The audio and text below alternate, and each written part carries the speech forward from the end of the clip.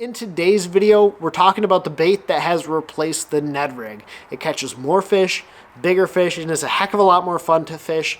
We're talking finesse football jigs. Stay tuned, you guys aren't going to want to miss this one.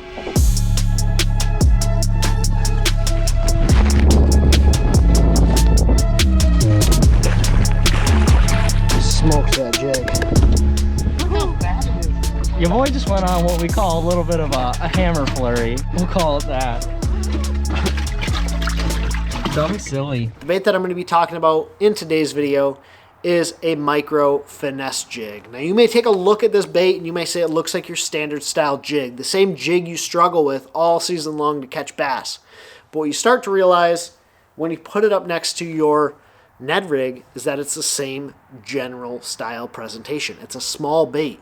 You're talking about a small 2/0 hook. The only main visible difference is the skirt and the general size of the head. Well, in today's video, I'm going to share with you guys 3 tips so you guys can ditch the Ned rig, pick up a finesse football, and quite frankly, catch bigger bass. Key number 1 when you're picking up a finesse football jig is that you can fish it faster and you can maintain better bottom contact with this bait. Now, as you guys can tell, on the back of there is a little trooper. I'm trying to imitate a crawfish presentation. So I'm trying to keep this bait in contact with the bottom effectively and with a very small, compact presentation. One of the big things to note is that this is a 1/2 ounce head. The head sizes that I'm throwing when I'm picking up a finesse football jig are typically no lighter than 3/8 of an ounce. As opposed to my Ned rigs where I'm fishing an 1/8, 3/16, or a 1/4 ounce head, a bait that falls relatively slowly to the bottom, I'm able to fish a relatively large head with this bait, maintain bottom contact in a very finesse presentation. When people pick up a Ned rig, I'm sure most are looking for that compact presentation, similar to what you get with this finesse jig, but they have to sacrifice the speed of the fall, their ability to keep that bait along bottom. And there are certain situations where maybe you want to have that gliding motion along the bottom, but I argue that you can get the same or better presentation with a bottom contact bait with this finesse football jig, 1/2 ounce size, keep it on bottom, and effectively catch more bass. Key number 2 is that this is going to trigger and generate bigger bites. Yep. Oh my god, dude, that's a 6-pounder. No. Yeah, dude. No. Yes. I'm not saying this will eliminate small bites. I've caught a lot of small fish on this presentation as well, but this is a presentation that falls faster, gets the attention of the more dominant fish in the area to come over and eat this bait first. It's not a bait that's going to fall slowly through the column, get the attention of all the small fish in the area. It's a bait that's going to fall quickly, hit the bottom, stir up, cause a commotion, and typically with that skirt on the back of there, it's going to be a generally bigger profile bait that's going to trigger those bigger fish to bite first. So this is a bait that, for me, is going to trigger the biggest fish in the school to bite more quickly. And I'm going to generally get bigger bites on this than I would a Ned head. Now, before we get to point 3, I do want to talk about some of the gear that I'm using to have success with this presentation. And we'll talk about some of my favorite finesse jigs that I've utilized so far. And the first one, the one that I've caught the most fish on, has been this Beast Coast OW Sniper jig. It's a tungsten compound head, super sensitive. You can feel the bottom transitions really effectively, built around a premium 2/0 hook. So this has been my number 1 finesse jig so far, in particular the MB models, which have just a little bit lighter skirt material. The next has been the Nishine compact finesse jig. I'm going to have all these products linked below so you guys can go over and check them out. Just another premium style jig built around a really small hook. My buddy Nathan fishes the Kitech. I believe it's a Model 1 football finesse head. Everything that we're throwing is typically a 1/2 of an ounce. You can fish the 3/8 of an ounce, but I'm really looking for that fast fall, as I mentioned in key number 1. Now, the baits that we're pairing up on the back end of these, I'm typically using either a small Ned rig style bait like the Berkley Little General or the Berkley Max Scent Little Trooper. I've fished this Little Trooper a lot. I'm really fishing this around crawfish eaters, and so this Little Trooper is a phenomenal presentation. Typically looking to match what the crawdads are looking like. If there's a lot of orange, like this one right here, I'll go with this watermelon copper orange. If they're just more green pumpkin style colors, or if I'm fishing around bait fish or gobies, I'm just looking for maybe that peanut butter and jelly or that watermelon green pumpkin laminate. But there's a lot of great colors you guys can choose to imitate the different types of forage that you're fishing around. There are a couple of other options that I messed with as well, such as a little twin tail grub. This is a Venture Lures twin tail. I mentioned this in an unboxing a couple videos ago. Had a little bit of success, but it's just not something that I typically have been throwing because it is a bigger presentation. Now, that's not always a bad thing, but as the water gets colder, I'm typically downsizing. And I've also been throwing the Do It Molds Katana Craw. This is a bait you can make at home. Phenomenal small Ned rig trailer.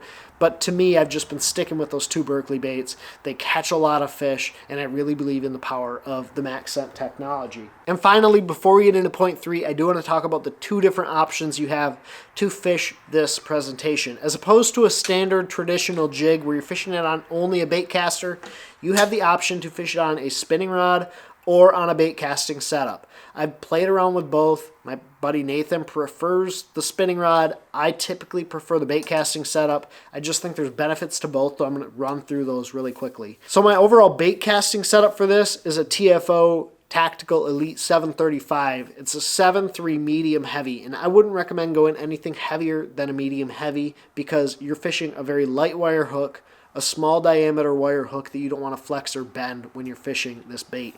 So that 735, that medium heavy, has enough backbone to still drive that hook and control that fish without bending out the hook. I'm then pairing that up with an Abu ALF reel.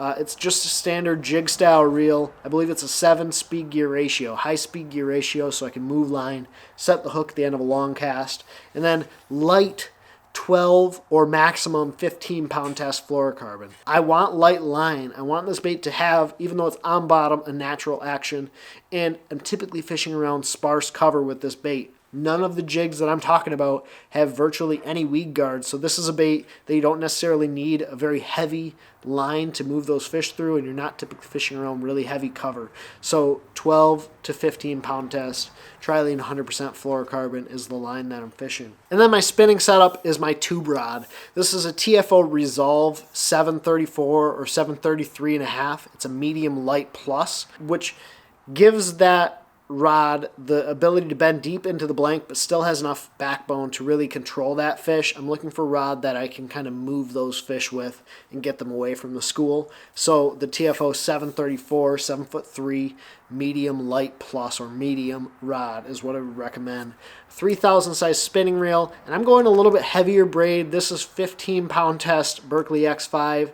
Pairing it up with 10 pound fluorocarbon line. So it is a little bit lighter setup, but because you're talking about that small wire hook, that light diameter, you're able to set the hook even with the spinning rod and move those fish towards the boat. Just depends on your overall preferences, kind of what you're fishing it around, but to me, those are the benefits and differences between fishing it on a bait caster and fishing it on a spinning rod. Now, tip number 3, and I would argue this is the most important piece to help you have success with a finesse jig, is where you need to fish this thing. I'm typically targeting isolated pieces of cover or bottom transition areas. I'm talking about areas where that mud transitions into the dirt or the sand. Maybe there's some boulders mixed in.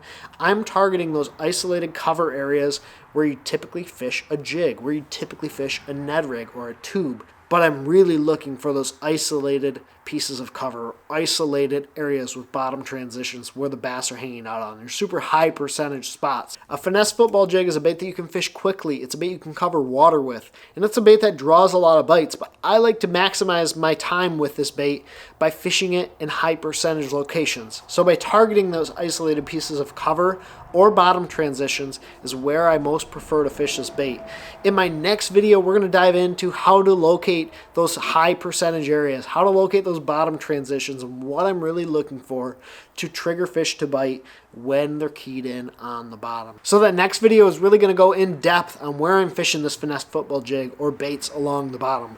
How to identify and locate those high percentage bottom transition areas where you can catch the bigger than average fish in your body of water. If you guys want to check that video out, click this link right here. It'll take you to that video. You guys can check out how to locate big bass on your bodies of water with bottom transition changes. If you guys want to check out any of the products, they're all going to be linked down in the description below. Thank you guys so much for watching. Take care, tight lines. God bless. Pursue passion.